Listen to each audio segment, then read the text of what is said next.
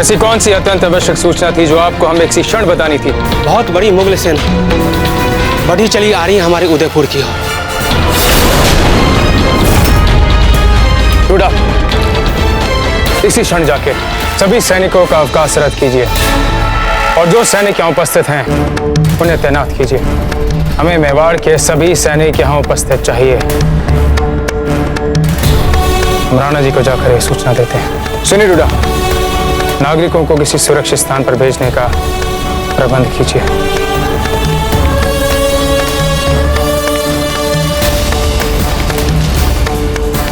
हुजूर, अब आगे जाके एक छोटा सा मेवाड़ी गांव आने वाला है। अब चुनांचे हमको बिना बेमकसद खून खराबे में उलझे जल्द से जल्द उदयपुर के बाहरी इलाकों तक पहुंचना है। इसलिए अभी हमें यहाँ से थोड़ा घूम के इस गांव के बाहर से निकालनी चाहिए अपनी फौज। आपका क्या हुक्म है इसके मुतालिक? ठीक सोच रहे हैं, ऐसा ही करना चाहिए हमें। नहीं, हम नहीं बदलेंगे हमारा रास्ता। गांव से होकर निकलेगी हमारी फौज। जलाकर खाक कर देंगे मेवाड़ी गांव को। गांव के हर एक शख्स को जिंदा जला दिया जाए। उनको भी तो पता चले कि आ गए चित्तौड़ वाला कहर बर्पा करने।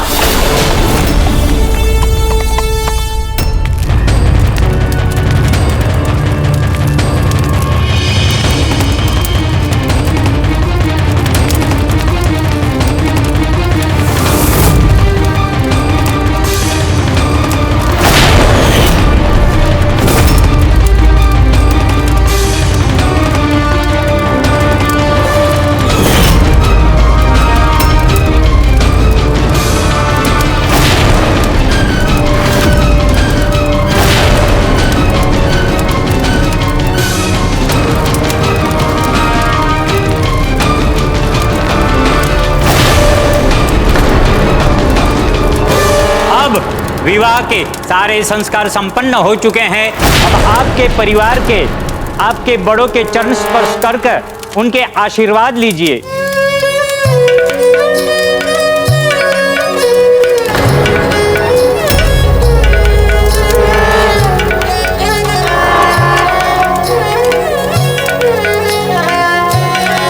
कौन सी विशेष बात हुई? बाबूजीराज, मुगल की फौज हम पे आक्रमण करने आ रही है।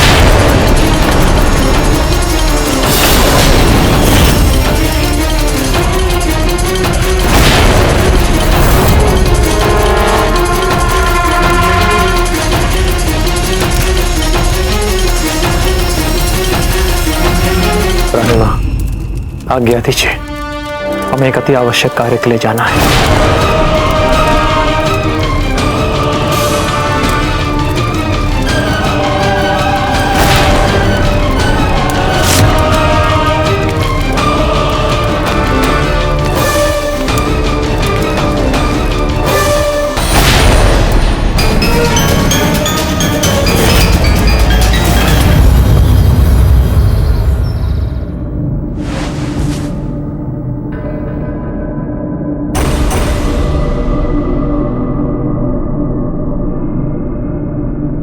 आचार्य जी, क्या योजना है हमारे बचाव की? राणा जी, हम मुगलों को उदयपुर के प्रवेश मार्ग पर ही रोक देंगे, जहां एक और झील है और दूसरी ओर पर्वत है, और इतना समय हमारे लिए पर्याप्त होगा अपने नागरिकों को किसी सुरक्षित स्थान पर भेजने हेतु।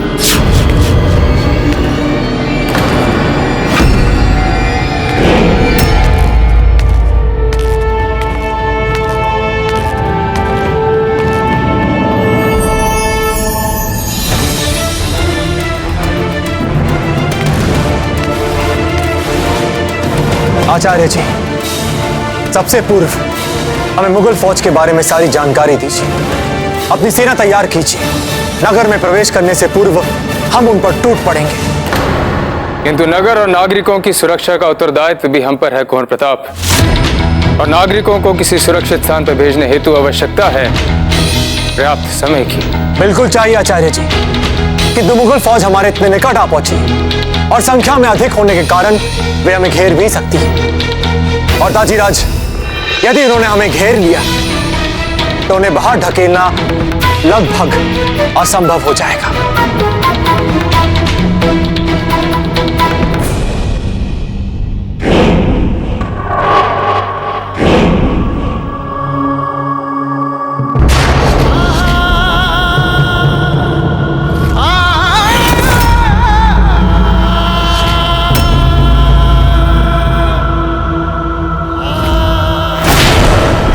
पूर्ण रूप से सहमत हैं हम आपकी बातों से। उन मुगलों को कदापि नहीं लगना चाहिए कि हम उनसे भयभीत हो गए, अपितु उन्हें यह भय होना चाहिए कि हम आक्रामक भी हो सकते हैं।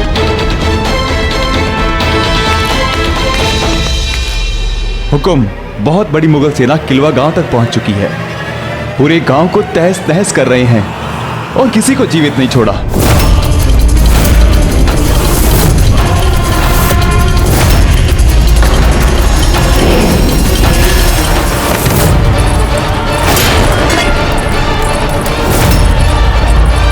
कोई भी बचानी चाहिए, एक एक को ढूंढ ढूंढ कर मारो, सबको खत्म कर दो, ढूंढ ढूंढ कर निकाल निकाल कर मारो सबको। गांव वालों, जिस तरह चित्तौड़ को बेरहमी के साथ कुचलकर हमने कब्जे में लिया था, ठीक उसी तरह आज उदयपुर को भी हम बेरहमी के साथ मसल के अपने कब्जे में लेंगे। मारो सबको, कोई भी नहीं बचना चाहिए। आचार्य जी, यदि इस युद्ध में मुगल किसी को अपने सामने देखना चाहते हैं तो वो हमें, राणा उदय सिंह को। ये युद्ध हम मुगलों के विरुद्ध लड़ेंगे। नहीं दाजीराज, नहीं। वैद्य जी ने आपको विश्राम के लिए कहा है। आपको शैया से नहीं उठना चाहिए। आप कृपया शांत हो जाइए। रुग्ण स्वास्थ्य के कारण आप बहुत निर्बल हो चुके हैं। आपको शैया पर ही रहना है। कहाँ है हमारा कवच, हमारे ढाल, हमारे हथियार? आचार्य जी, अग्रिम दस्ते को तुरंत तैयार करवाया जाए और बाकी की सेना को नगर और नागरिकों की सुरक्षा के लिए तैनात कर दिया जाए। हम युद्ध के लिए निकलेंगे। दाजीराज, आप शांत हो जाइए। आपको विश्राम की सख्त आवश्यकता है। आप शांत हो जाइए कुंवर प्रताप। पहले ही आप बहुत हानि पहुंचा चुके हैं। अब ये युद्ध हम लड़ेंगे। हम चित्तौड़ की तरह उदयपुर को इन मुगलों के हाथ नहीं जाने देंगे। हम दाजीराज, रुक जाइए कुंवर प्रताप, निकट बताइए हमारे।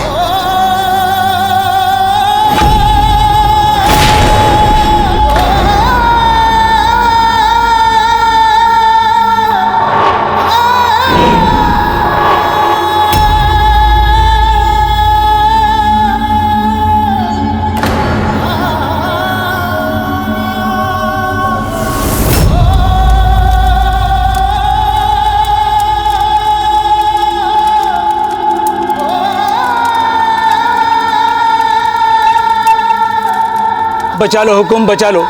मुगलों की सेना ने पूरी गांव को जलाकर राख कर डाला। बच्चे, बूढ़े, औरत, जवान जो भी मिले बड़े बेदर्दी थे, उसके प्राण ले लिए। चारों तरफ हाहाकार मचा रखी है मुगल की सेना ने। आप हमारी जान रक्षा कीजिए, हमें बचा लीजिए हुकुम, हमारी जान बचा लीजिए। शांति रखिए, घबराइए मत आप सभी। कुंवर प्रताप के होते हुए कोई बाल भी बाका नहीं कर सकता उदयपुर का। भरोसा रखिए अपने प्रताप पर, भरोसा रखिए हम पर। जब तक हम इन मुगलों को खदेड़ नहीं देते, चैन से नहीं बैठेंगे। आप क्या खदेड़ेंगे अकबर को यहाँ से कुंवर चंद्रसेन? ये जो विनाश हो रहा है हमारा, ये आपके मारवाड़ की राजकुमारी जी के कारण ही हो रहा है। अब कोई नहीं बचा सकेगा हमें महाविनाश से, कोई नहीं बचा सकेगा। हम सब मर जाएंगे, सब मारे जाएंगे हम, कोई नहीं बचेगा। हमें बचा लीजिए, नहीं बचेगा, सबको मार देगा अकबर। हुकुम, हमारी रक्षा कीजिए आप। दाजीराज, शत्रु किसी भी पल हमारे द्वार पर आ सकता है। हम अकेले ही पूरे शत्रुओं का सामना करेंगे। हम उदयपुर को चित्तौड़ की भांति विनाश की आग में झुलसता हुआ नहीं देख सकते। जाने दीजिए हमें। दाजीराज, आप शांत हो जाइए। आपको विश्राम की आवश्यकता है। शत्रुओं का सामना करने के लिए युद्ध में हम हैं ना, हम करेंगे उनका सामना, क्योंकि ये सब कुछ हमारा ही तो किया धरा है। आप शांत हो जाइए, बस कीजिए राणा जी। युद्ध की बातें अब बंद कीजिए। युद्ध और युद्ध, बस यही बात करते रहते हैं। क्यों जीवन की कोई बात नहीं करता यहाँ पर? हमारे सामने हर बार मृत्यु का ही विकल्प क्यों रह जाता है? युद्ध का विकल्प क्यों रह जाता है राणा जी? आप बताएं। हम जानते हैं कि राजपूतानियों को जीने की बात करना नहीं सिखाया जाता। मरने मराने की बात सुनना चाहते हैं सब हमसे, पर हम आपसे कह देते हैं कि हम आपको युद्ध भूमि में अपने प्राण नहीं गंवाने देंगे और ना आपको खोना चाहते हैं कुंवर प्रताप।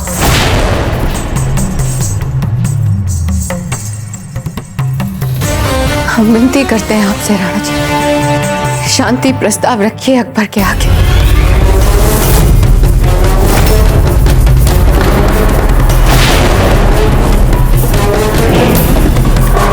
शांति? और उस मुगल से? ये अब क्या कह रही मां? हाँ कुंवर प्रताप, क्योंकि अकबर के साथ आपकी शत्रुता ना तो दूसरे राजनीतिक विकल्पों को अवसर देती है, ना ही आपको सुख चैन से जीने देती है। इसीलिए हाथ धो के मेवाड़ के पीछे पड़ा। हम आपसे भी विनती करते हैं कुंवर प्रताप, शांति से 2 पग पीछे खींच लीजिए। फिर भाई जी, पीछे हटने से क्या अभिप्राय है आपका? कहना क्या चाहती हैं आप? हमारे कहने का अर्थ ये है राणा जी कि हर तरह से विद्वान और दूरदृष्टि रखने वाले आचार्य जी और महामंत्री जी जाकर अकबर के सामने शांति प्रस्ताव रखें।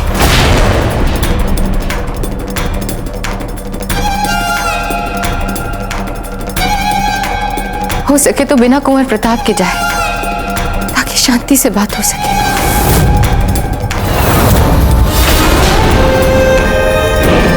यदि शांति से बात होगी तो दोनों ही राज्यों के पक्षों में बात होगी। युद्ध के अतिरिक्त कोई और विकल्प निकल आएगा राणा जी। यदि आप चाहें तो दादा भाई रायमल और कुंवर जगमाल भी साथ जा सकते हैं। वैसे भी दादा भाई रायमल जैसलमेर का प्रतिनिधित्व करेंगे। इससे अकबर को भी सकारात्मक बात आरंभ करने में आसानी होगी। यदि इन सब बातों से युद्ध टल जाए तो क्यों रखबात बहाना चाहते हैं राणा जी? अकबर से बातचीत? और हम जानते हैं कि ये आपके लिए नई बातें हैं, परंतु कभी कभी नई सोच अच्छे परिणाम भी लाती है राणा जी। आप इसे हमारी भावुकता समझ सकते हैं, परंतु इससे हमारे प्रियजनों के प्राण बच जाए, उदयपुर बच जाए, तो है ये हमारी भावुकता। ये आवश्यक नहीं है राणा जी कि शांति आत्मसम्मान गवा के प्राप्त की जाती है। दूसरे भी तो मार्ग हैं। एक बार बस प्रयास करें आप।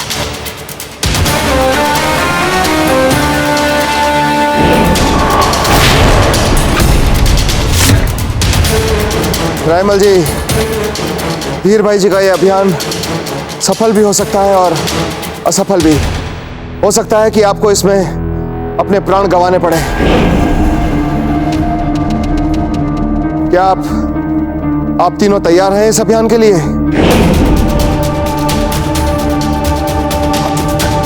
अब अगर बहना ने कहा है तो राखी की लाश तो रखनी पड़ेगी ना। कुछ ना कुछ करेंगे हम।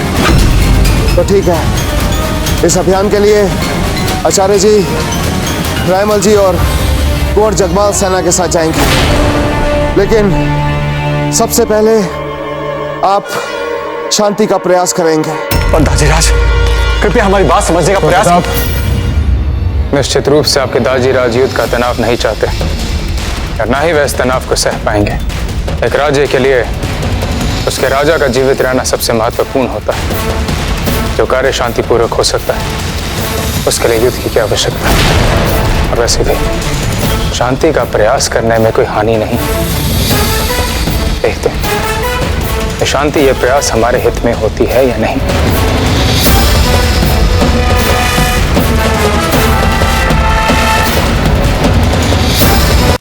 ये क्या कर दिया आपने रानी माँ? आप ऐसा कर कैसे सकती हैं? आप जानती नहीं है क्या कि अकबर का क्रोध कितना प्रसिद्ध है? अरे छोटी सी बात में हमारे टुकड़े टुकड़े कर देगा वो। यदि रानी माँ आपको हमें अकबर के हाथों से ही मरवाना था तो फिर हमें जन्म क्यों दिया? कहा तो आप हमें बड़े बड़े सपने दिखा रही थी कि आप जाके अकबर के साथ भारी वाली संधि करेंगी, और अब कहा ये? कुंवर जगमाल, राजा बनने के लिए केवल सपने देखना पर्याप्त नहीं होता है, कुछ करना भी पड़ता है। अब कुंवर प्रताप को ही देख लीजिए। हमेशा अपनी मातृभूमि के लिए प्राण न्यौछावर करने को तैयार रहते हैं। यहां तो हम आपको लड़ने को भी नहीं कह रहे, फिर भी आप घबरा रहे हैं। सुनहरा अवसर बनाया है आपकी मां ने आपके लिए, बस दोनों हाथों से आपको झपटना है। और आप है कि थर थर कांप रहे हैं। इस युद्ध के संभावित संकट को यदि आपने टाल दिया तो आप नायक बन जाएंगे। किंतु रानी माँ, यदि अकबर ने हमसे बात करने से ही मना कर दिया तो?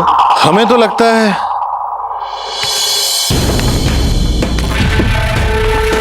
जीजा ने सुनिश्चित कर लिया कि वे बात करें आपसे। इस संसार के सबसे डरपोक पुत्र से कौन प्रेम करता है? कौन? हम कुंवर जगमाल, आपकी रानी माँ।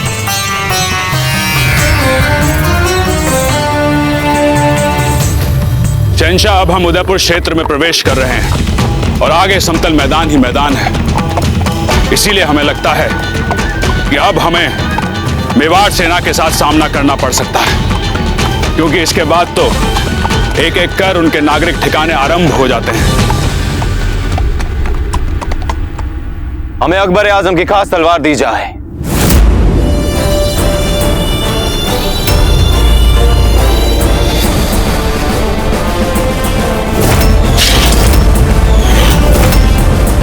एक बूंद खून नहीं चखा इस तलवार में।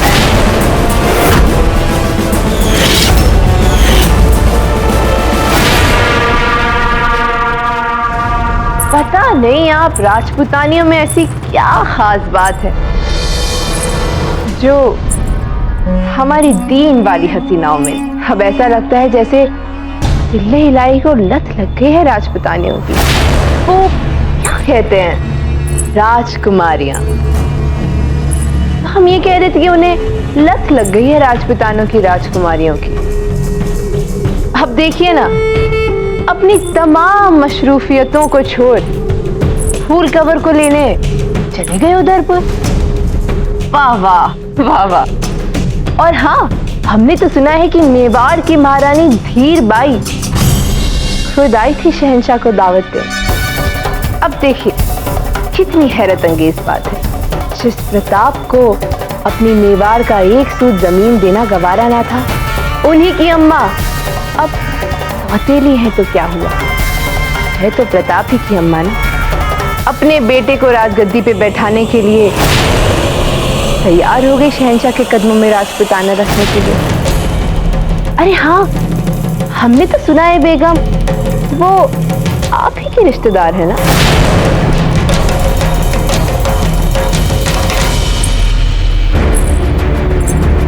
आपके पहले प्रश्न का उत्तर तो स्वयं शहंशाह ही दे सकते हैं। रही बात धीर बाई जी की और महाराणा जी की, तो हमारे यहाँ एक कहावत बहुत प्रसिद्ध है, सत्यमेव जयते। अब आप हमसे इस कहावत का अर्थ मत पूछिए, क्योंकि जिस दिन सत्य की जीत होगी आपको इस कहावत का मतलब अपने आप समझ आ जाएगा।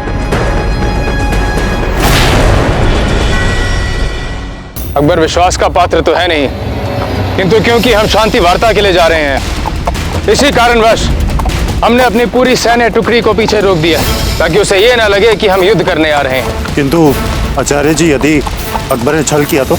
यदि ऐसी स्थिति उत्पन्न होती है तो एक स्थान पर एकत्रित हमारी सेना अकबर की छावनी पे धावा बोलने के लिए तैयार है, जिससे हम उसे अधिक से अधिक हानि पहुंचा सकते हैं। टुंडावत जी, आपने अपना शांति दूत भेजा है ना? जी आचार्य। मामा, हमें तो बहुत डर लग रहा है, हमारे तो हाथ पांव शिथिल पड़े जा रहे हैं। यदि अकबर को हमें मेवाड़ का भावी राजा नहीं दिखाई दिया तो कहीं वो हमारी गर्दन तो नहीं उड़ा देगा? है तो ऐसा ही वो भांजे, किसी का नहीं है वो। डरिए मत भांजे, एक काम करिए, पूरे आत्मविश्वास के साथ उसके सामने जाइए। ऐसा लगना चाहिए किसी साधारण व्यक्ति के सामने जा रहे हैं। क्या पता इसका प्रभाव उस पर पड़ जाए। बिना सेना के अकेले भेजे जा रहे हैं शेर के मान में, और कर भी क्या सकते हैं हम?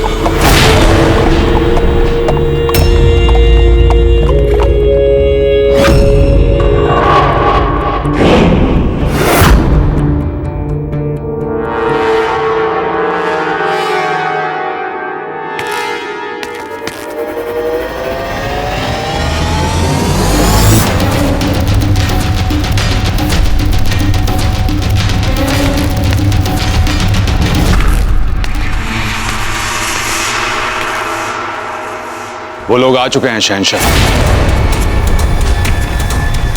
मान सिंह, बोल दीजिए उन्हें, तैयार हैं हम अमन की बात करने के लिए। जी शहंशाह।